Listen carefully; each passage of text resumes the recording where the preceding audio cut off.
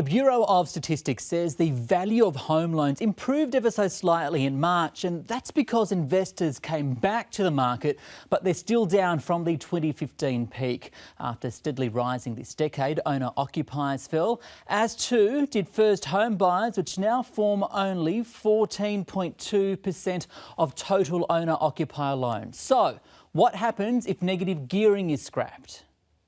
More than 1 million Australians negatively gear property. Changing the rules suddenly has got the potential to cause chaos. John Simon says scrapping negative gearing on existing homes will see prices fall immediately. And who knows how low values could go? It could be 10 or 20% overnight. Others disagree. I think that's really implausible.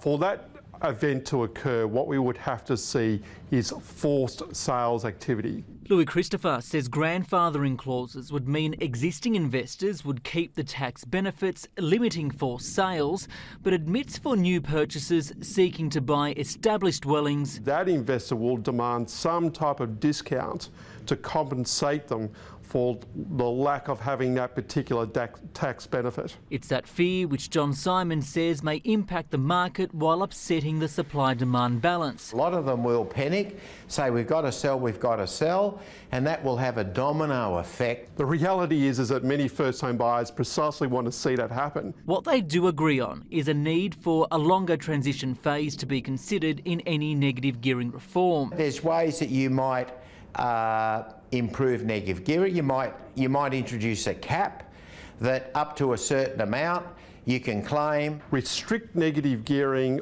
based on the number of properties you have. In the meantime, those paying off a home are more confident. We saw a 15% jump in the confidence of those folks that have mortgages. The federal election call, along with a cut in official interest rates, saw Westpac's Consumer Sentiment Index hit a 2-year high. A reading above 100 suggests optimists outweigh pessimists. We asked a separate question, how people felt about the budget's impact upon their finances.